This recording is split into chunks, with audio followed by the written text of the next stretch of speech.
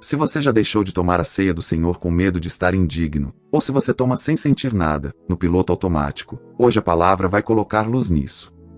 Porque Paulo não escreveu em Coríntios 11 para afastar o arrependido. Ele escreveu para confrontar o orgulhoso, proteger os fracos e restaurar a comunhão. E quando a gente entende indignamente do jeito que o texto realmente diz, a mesa deixa de ser um terror e volta a ser alimento. Abra sua Bíblia comigo em 1 Coríntios, capítulo 11. Nós vamos caminhar do versículo 17 ao versículo 34, com calma, como quem mastiga pão. E eu quero que você se faça uma pergunta desde já. Quando você pensa na ceia, você pensa em merecimento ou pensa em comunhão? Porque essa diferença muda tudo. Paulo está escrevendo para uma igreja real, cheia de gente real. A igreja de Corinto era rica em dons, mas pobre em maturidade. Tinha palavra, tinha língua, tinha conhecimento, e tinha divisão. Tinha gente competindo, exibindo espiritualidade, e ao mesmo tempo desprezando o irmão mais fraco. E é exatamente por isso que a ceia vira um lugar onde o pecado aparece. E aqui está um princípio que já serve para mim e para você. O momento mais santo do culto pode se tornar o palco do nosso ego, se a graça não estiver governando o coração. Já percebeu? A gente consegue transformar até coisa sagrada em vitrine. E Paulo não deixa isso passar. Ele começa em 1 Coríntios 11, versículo 17, dizendo que ele não tem motivo para elogiar a igreja naquele ponto, porque quando eles se ajuntam, não é para melhor, é para pior. Olha que frase dura. Eles se reuniam, mas saíam piores. Reuniam, mas o culto virava combustível para pecado. Isso é um alerta para nós. Não basta estar no culto, o culto precisa estar em nós. Paulo diz que havia divisões entre eles. E ele reconhece que até um senso em que essas coisas expõe quem é aprovado, mas o foco dele é outro. A reunião da igreja estava doente. A comunhão estava rachada. Aí ele chega no versículo 20 e solta a frase que precisa ecoar na nossa cabeça. Quando vos reunis no mesmo lugar, não é a ceia do Senhor que comeis. Isso é sério. Eles achavam que estavam comendo a ceia. Tinham pão, tinham cálice, tinham reunião. Mas Paulo diz, isso não é a ceia do Senhor. Por quê? Porque a forma como eles estavam participando negava o significado da mesa. E aqui vem o problema imediato, versículo 21. Porque ao comer, cada um toma antecipadamente a sua própria ceia, e há quem tenha fome, ao passo que há também quem se embriague. Perceba, não é só um problema individual de alguém beber demais. É um pecado comunitário. É uma distorção social. O pano de fundo provável é que a ceia estava ligada a uma refeição maior, uma refeição comunitária. Os que tinham mais, os que tinham tempo, os que não eram escravos nem trabalhadores exaustos, chegavam cedo. Traziam comida melhor. Comiam. Bebiam. E os que tinham menos chegavam depois, e quando chegavam, não tinha mais. Um ficava com fome, outro estava embriagado. Então, a mesa que deveria dizer somos um só corpo estava dizendo aqui tem classe, aqui tem status, aqui tem vergonha. E Paulo chama isso pelo nome. No versículo 22 ele pergunta, não tendes, porventura, casas onde comer e beber? Ou menosprezais a igreja de Deus e envergonhais os que nada têm? A acusação é direta, desprezo pela igreja e humilhação do pobre. Meu irmão, minha irmã, entenda uma coisa, Paulo não está fazendo etiqueta de culto. Ele está tratando de amor. Ele está tratando do evangelho vivido. Porque se Jesus derramou sangue para fazer de nós uma família, e eu uso a mesa para humilhar meu irmão, eu estou pregando um anti-evangelho com as minhas atitudes. E Paulo não vai permitir que a igreja anuncie uma coisa com os lábios e negue com o comportamento. E deixa eu te perguntar com carinho, mas com verdade, você já percebeu como é fácil, no Brasil de hoje, a gente reproduzir isso sem perceber? Às vezes não é na comida. Mas é no olhar, é no tratamento. É na panelinha. É na preferência pelo importante. É quando a gente dá atenção para quem pode fazer algo por nós, e ignora quem só precisa de nós. Isso é Corinto vivo. Então Paulo faz o movimento do texto. Ele repreende, depois ele lembra, depois ele orienta o exame, depois ele mostra consequências, e então ele traz correção prática. Vamos seguir esse caminho. Depois da repreensão, Paulo diz no versículo 23, porque eu recebi do Senhor o que também vos entreguei. Ou seja, isso não é a opinião dele, não é gosto pessoal. Ele está entregando tradição apostólica, fundamento do culto cristão. A ceia não é nossa, é do Senhor. E ele relembra a instituição, que o Senhor Jesus, na noite em que foi traído, tomou o pão, e, tendo dado graças, o partiu e disse, isto é o meu corpo, que é por vós, fazei isto em memória de mim. E da mesma forma o cálice, este cálice é a nova aliança no meu sangue, fazei isto, todas as vezes que o beberdes, em memória de mim. Repare como Paulo coloca a ceia dentro de um contexto de aliança. Nova aliança no meu sangue. Isso é linguagem do Antigo Testamento cumprida em Cristo. A mesa não é só lembrança sentimental, é sinal da aliança. É Deus dizendo, eu me comprometo com você por meio do sangue do meu filho. E então Paulo chega ao centro do texto, versículo 26. Porque, todas as vezes que comerdes este pão e beberdes o cálice, anunciais a morte do Senhor, até que ele venha. Aqui está a tese espiritual da ceia. Ela é proclamação. Ela anuncia a morte do Senhor. E ela aponta para a volta dele. Então pense, como uma igreja pode anunciar a morte de Cristo e ao mesmo tempo humilhar um irmão na mesa? Não combina. Não fecha. É como cantar sobre a cruz e sair odiando alguém. A ceia proclama algo tão grande que qualquer egoísmo fica desmascarado.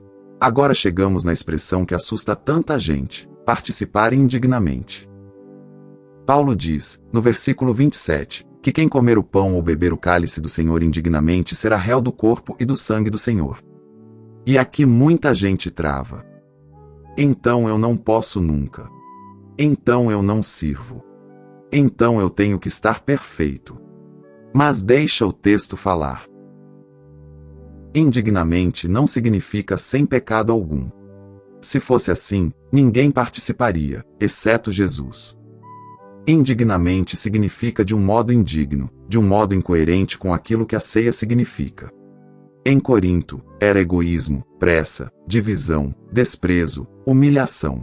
Era transformar a mesa da graça em mesa de status. Então Paulo diz no versículo 28, examine-se, pois, o homem a si mesmo, e assim coma do pão e beba do cálice. Não é examine-se, e então fuja. É examine-se, e então coma. O exame não é uma barreira para o arrependido, é um alinhamento. É como lavar as mãos antes da refeição. Você não lava a mão para merecer a comida, você lava a mão para honrar a mesa e não adoecer. O exame é a alma lavando as mãos pela confissão e pela fé. Aí Paulo explica no versículo 29, pois quem come e bebe sem discernir o corpo, come e bebe juízo para si. E aqui entra outra expressão que gera confusão, discernir o corpo. O que é discernir o corpo? É reconhecer o que está acontecendo na ceia, o corpo de Cristo entregue por nós. É reconhecer o significado do pão e do cálice, memória, aliança, proclamação. Mas também, à luz do próprio Paulo em 1 Coríntios, é reconhecer o corpo como povo. Discernir o corpo é perceber que a igreja reunida é corpo de Cristo. E deixa eu amarrar isso com Coríntios capítulo 10, quando Paulo diz que o pão que partimos é comunhão do corpo de Cristo, e que nós, embora muitos, somos um só pão e um só corpo. Ou seja, não dá para dizer eu discerno o corpo de Cristo no símbolo e desprezar o corpo de Cristo na prática. Uma mesa sem amor vira juízo. E então Paulo diz algo que assusta ainda mais. No versículo 30, eis a razão porque há entre vós muitos fracos e doentes, e não poucos que dormem. Ele está dizendo que havia disciplina de Deus sobre aquela igreja. Fraqueza, enfermidade, e alguns morreram. Agora, segure firme, isso não é Deus caprichoso, cruel, caçando motivo para punir. Paulo explica o coração da disciplina. No versículo 31, porque, se nos julgássemos a nós mesmos, não seríamos julgados. E no versículo 32, mas, quando julgados, somos disciplinados pelo Senhor, para não sermos condenados com o mundo. A disciplina é paternal. É proteção. É correção para salvar, não para destruir o arrependido. Você consegue ver a graça até aqui? Deus não estava abandonando aquela igreja. Deus estava puxando de volta. Ele estava dizendo: não brinquem com o sangue do meu filho. Não transformem a mesa em vergonha. Voltem para a comunhão. Disciplina é prova de pertencimento. E isso fala com quem está afastado, com quem se sente culpado, com quem se sente sujo. Talvez você diga: eu não tomo ceia há meses, porque eu tenho medo. Ou, eu não sinto que sou digno. Escute, se você está arrependido e crê em Cristo, a ceia não é prêmio de santo, é pão para peregrino. O exame não é para te expulsar, é para te alinhar com o Evangelho e então te alimentar.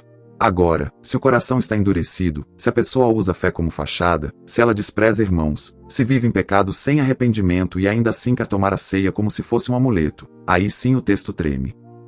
Porque Paulo está dizendo: não trate como comum aquilo que Deus separou como santo. Não use a mesa para mentir sobre a sua vida. E então Paulo termina com a correção prática. Versículo 33. Assim, pois, irmãos meus, quando vos reunis para comer, esperai uns pelos outros. Isso é lindo porque é simples. A cura do egoísmo é esperar.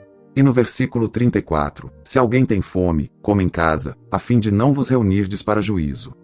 Ou seja, o culto não é lugar de exibir status. Não é lugar de satisfazer a carne. É lugar de comunhão.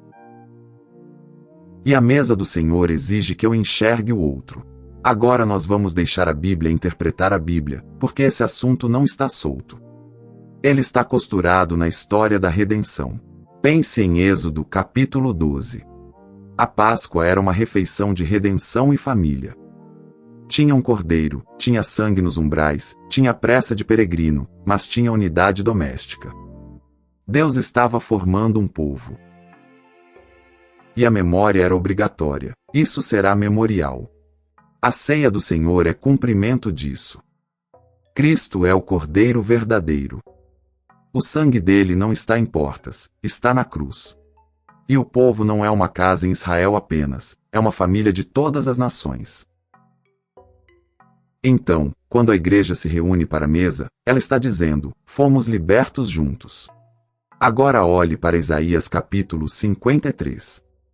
O servo sofredor leva sobre si as iniquidades de muitos. Ele é ferido por causa das nossas transgressões. E pelas suas pisaduras somos sarados. Isso é substituição. Isso é graça. Então, como alguém pode chegar na mesa dizendo eu mereço ou eu sou melhor? Ninguém merece. A mesa grita: alguém morreu no seu lugar. E isso esmaga o orgulho e cura a culpa.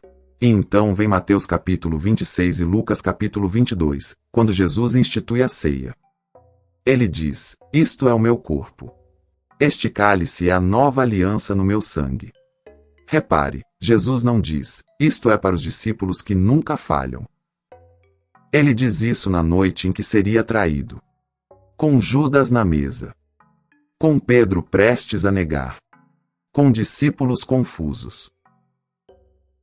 Isso mostra que a ceia é para gente que precisa de graça, não para gente que coleciona performance.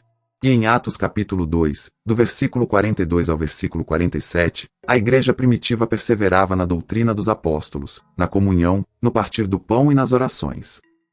Mesa e comunhão caminham juntas. Eles repartiam pão e repartiam vida.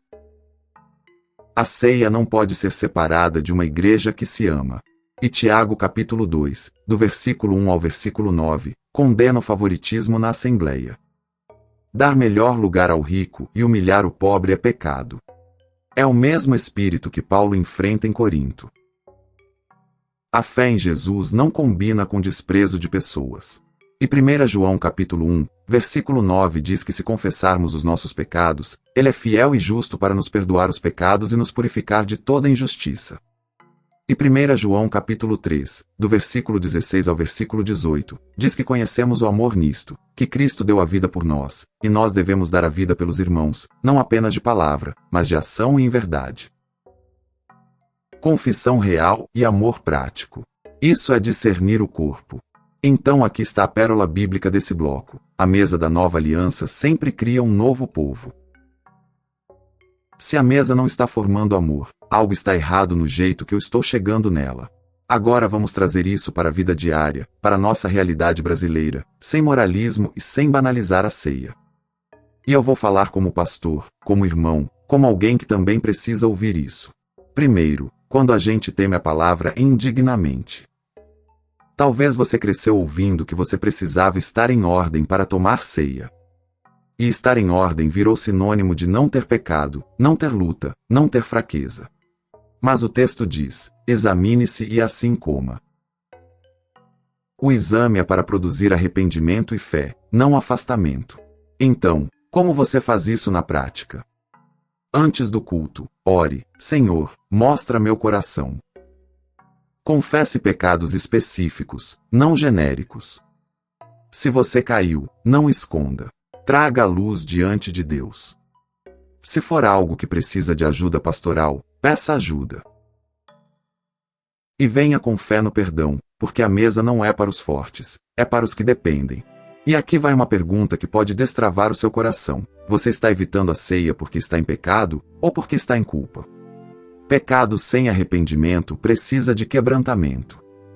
Culpa em coração arrependido precisa de evangelho. Não deixe a acusação te afastar do lugar onde Cristo te alimenta. Segundo, quando a gente banaliza a ceia. Tem gente que não tem medo, tem indiferença.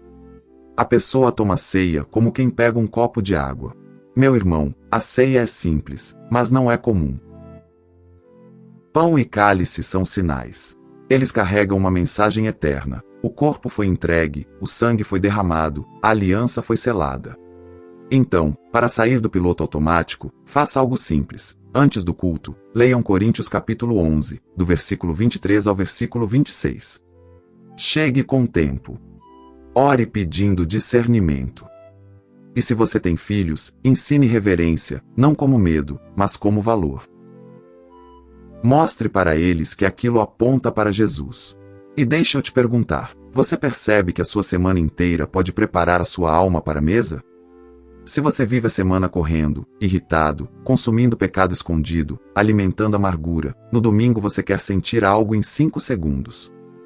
Mas o coração não liga e desliga assim. Reverência é cultivada. Terceiro, discernir o corpo na prática brasileira. Aqui o texto pega na nossa carne. Porque discernir o corpo não é só pensar em Jesus no céu, é enxergar Jesus no irmão ao lado, membro do mesmo corpo. Então eu quero te dar perguntas de autoexame bem diretas. E responda em sinceridade diante de Deus. Eu tenho tratado a igreja como família ou como um serviço religioso? Eu chego, consumo, vou embora, e ninguém sabe meu nome, e eu também não sei o nome de ninguém? Isso não é corpo, é plateia. Eu tenho desprezado alguém por classe social? Por cor? Por escolaridade? Pelo bairro? Pelo jeito de falar? Pelo partido? Eu tenho convertido diferença em superioridade? Eu tenho mágoa cultivada? Eu estou evitando alguém? Eu falo paz do Senhor com a boca, mas por dentro eu digo: some da minha frente. Isso é não discernir o corpo. Eu tenho pressa para resolver minha vida e ignoro o irmão do lado? Às vezes a gente trata o culto como posto de gasolina. Eu entro, abasteço e saio. Mas Paulo diz: esperem uns pelos outros. Deus se importa com o ritmo do amor. Quarto, reconciliação antes da mesa. E aqui eu quero ser muito equilibrado. Reconciliação não é romantizar abuso. Reconciliação não é voltar para um ambiente de violência. Há casos em que você precisa de sabedoria, liderança pastoral, proteção e até distância. Mas em muitos casos, o que existe é orgulho, mal-entendido, palavras duras, silêncio longo, muro construído. E Paulo está dizendo: não use a mesa para fingir que está tudo bem com Deus enquanto você faz guerra fria com gente de Deus. Então quais passos reais você pode dar? Uma mensagem simples: irmão, eu percebi que estamos afastados. Eu quero pedir perdão por, e diga específico. Ou, eu acho que eu te feri quando eu. Ou então, podemos conversar depois do culto por 5 minutos. Simples, humilde, verdadeiro.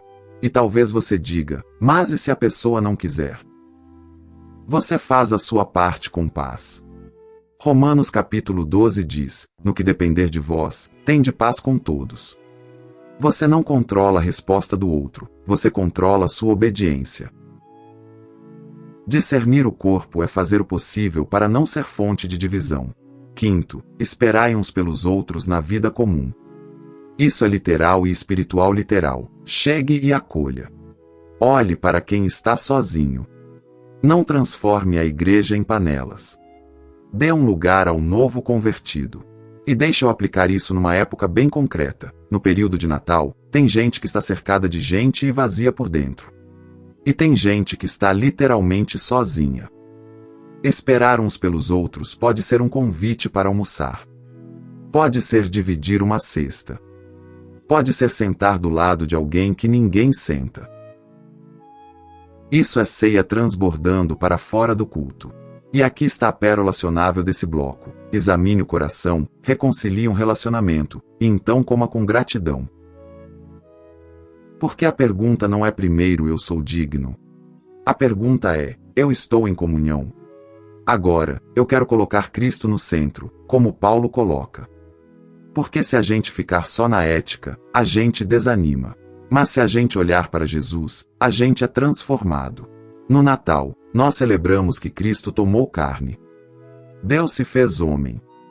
O Verbo se fez carne e habitou entre nós. Mas a ceia nos lembra que essa carne foi entregue por nós.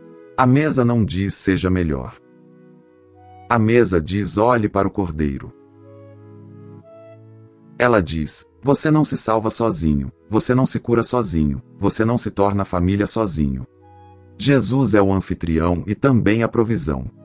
Ele prepara a mesa com o próprio sangue. Ele não manda comida de longe, ele se dá. E é por isso que o indigno que se arrepende encontra graça. Mas o orgulhoso que despreza o irmão encontra correção. Porque o sangue de Cristo não foi derramado para fabricar gente arrogante, foi derramado para criar gente reconciliada. A cruz mata o orgulho. E a ceia aponta para o futuro, até que ele venha. Ou seja, participar com fé é viver como o povo do reino que já começou. A gente não toma ceia olhando só para trás. A gente toma olhando para trás, para a cruz. Olhando para cima, para o Cristo vivo. E olhando para frente, para o dia em que vamos comer e beber com Ele no reino. Isso dá esperança para a semana. Agora eu quero falar com 3 grupos de pessoas, com muito amor. Primeiro, você que crê em Cristo. Você é do Senhor. Você ama Jesus. Mas você percebe falhas, luta, pecado. Venha com humildade. Confesse. Receba perdão. Discirna o corpo. Espere os irmãos. A ceia é para fortalecer sua fé, não para provar sua força. Segundo, você que está afastado e tem evitado a ceia por culpa. Talvez você diga, Deus deve estar bravo comigo. Volte ao texto. Quando julgados, somos disciplinados pelo Senhor para não sermos condenados com o mundo. O Senhor corrige porque ama. Então procure seu pastor, peça ajuda, volte à comunhão. Não viva isolado. O inimigo ama o isolamento. Cristo ama o corpo. Terceiro, você que ainda não se converteu.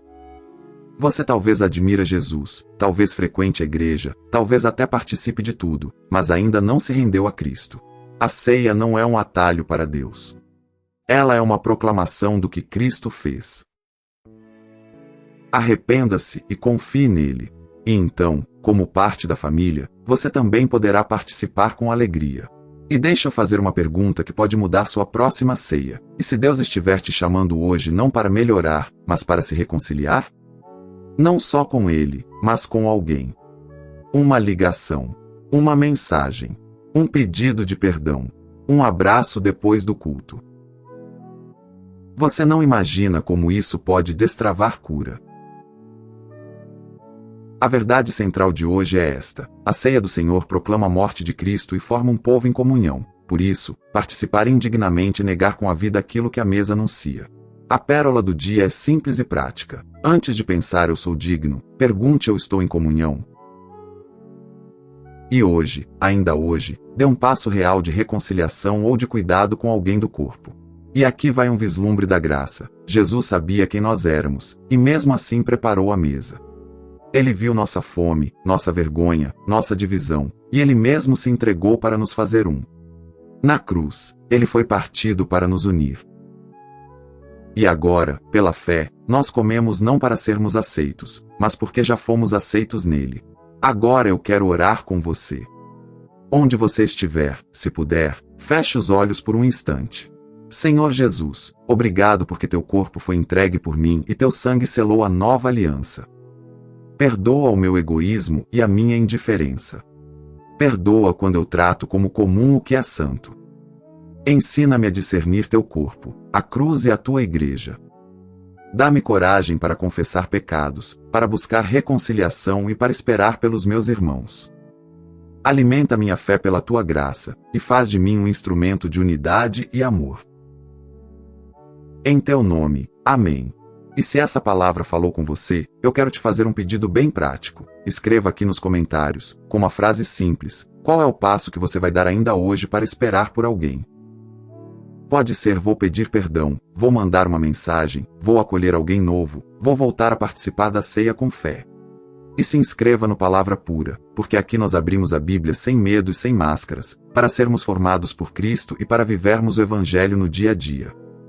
E quando terminar esse vídeo, clique no próximo que vai aparecer na tela, porque ele vai te ajudar a continuar nesse caminho de maturidade e comunhão, sem quebrar o ritmo do que Deus está fazendo no seu coração. Fica com o Senhor, e que Ele te dê graça para viver a mesa como família.